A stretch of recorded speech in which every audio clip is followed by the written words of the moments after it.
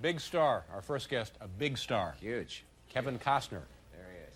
You can see him? I can see him from here, yeah. Kevin Costner and exotic poultry.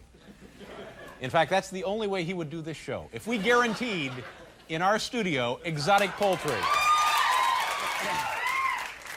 This man has made strong impressions in such diverse films as Silverado, No Way Out, and Bull Durham.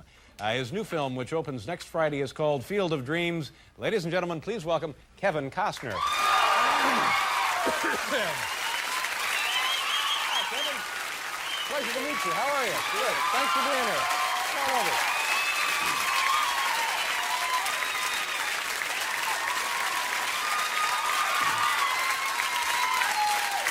What do you think? Pretty cool, huh? You walk out and the place goes nuts. Yeah. What part of the country are you from?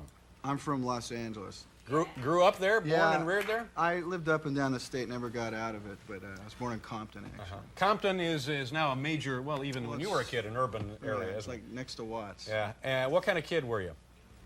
I was in trouble most of the time. Big trouble or just goofy kid trouble? Little outlaw stuff, you know. Really? Yeah, where you had to kind of explain yourself. Once in a while, your dad bring you in and say, I'm going to leave your mother outside, and I'd like to talk with you. That kind of stuff. And what would those? What form would those talks take? He would do the talking. So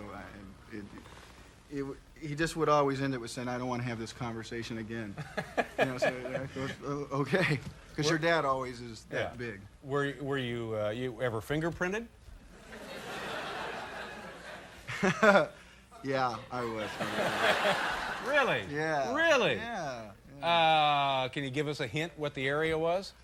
Well, it was in these years, you know, so it's like I was Your supposed formative to. years. Yeah, I didn't call my dad to let him know what had happened, but so I had to explain it myself. And? Well, what are you, about 16, 17 years old? It was kind of, I found myself in jail.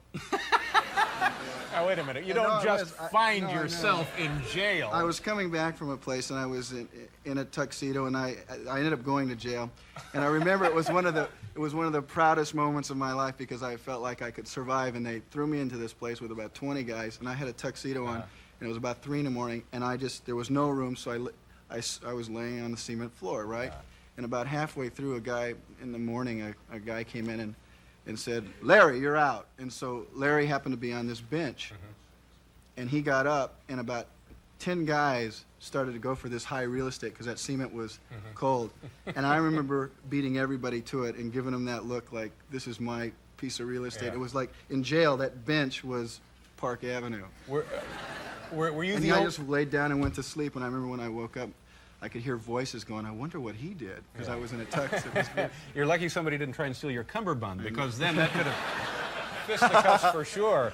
But as kids go, it was, I guess, a minor infraction. Yeah. Things were No, it was simple. Yeah. Were you in high school and stuff a real popular guy? Were you? No. I went to 4 different high schools, so it was always Simultaneously? Yeah, I had this. That's a bright I kid. moved very quickly. No, I had gone. My father moved around, so I consequently went to 4 different high schools. So it was very tough for me to take root anywhere. Yeah. Shy? Had a lot of dates? Popular? No, I didn't. I think I had 1 date in high school. I was I was a real late bloomer. I mean, I remember looking at the seniors thinking, these guys look like men. Yeah. You know, I was always wondering when that was going to happen. I started to grow in college, really. And now you've made a couple of baseball movies here. Bull Durham and Field of Dreams. Did you play baseball anywhere along the line, Little League or high school or anything? Yeah, I played all, you know, from late at night in the street to organized baseball. So that part wasn't difficult for me. Is it difficult for you in these movies to be always certain that the baseball action is accurate?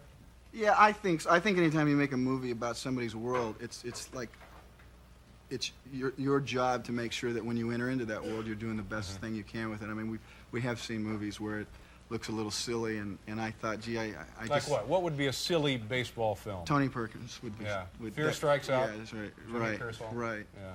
Yeah, that didn't work, but you know, it was a good try. Yeah. Why? What about that film struck you as being, you know, not on the up and up?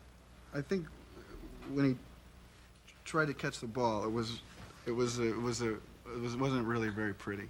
Kind of like one of these. Yeah, it was, you know, it's when you throw it at somebody and the ball gets there first. And it hits you. Grabs it to his chest. I have daughters that don't have the hand-eye coordination, right? And Tony didn't have it either. Let's see. Let's talk about the Fields of Dreams. Right. This is, I didn't realize until last week that this was originally supposed to be Shoeless Joe. Right. From the novel, the W.P. Kinsella. Did I have the initials correct? Right. Yeah. And having read the book a few years ago, it was a little mystical, spiritual. It is a bit of a fable. I mean, I thought the movie had a chance to be great, and when I saw it, I knew that it was great. And it's kind of like probably our generation's "It's a Wonderful Life." It's a little different than being in the back of a limo. It's Care Bears time, you know, in a way. But it's a movie. Odd things happened in the book, and did they get them on the screen? They did, you know. Burt Lancaster's in it and James Earl Jones, and they got that stuff. It's very tough on men seeing this movie. They don't immediately leave the theater. Give people an example of what I'm thumfering about here. Like a baseball field appears in the middle of an Iowa cornfield. Yeah, right? it's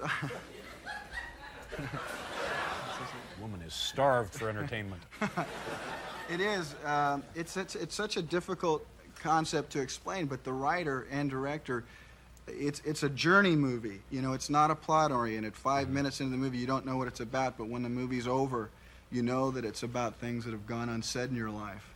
And it's kind of reminds me of really why I like movies. Yeah. You know, it takes you somewhere, and it's good that way. Was it filmed mostly in Iowa? It was filmed, all of it in Iowa. And did you have a huge cornfield and then a baseball diamond in the middle of it? Well, it was in the middle of the drought when you were reading all about it last year, and we were a source of irritant for the people there because Hollywood descended and poured chemicals and water, and nothing else was growing, but our field was this bionic field.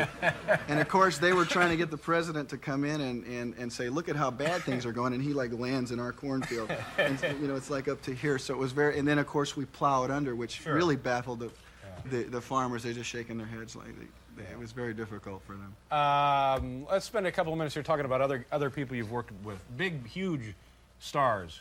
Robert De Niro, Sean Connery.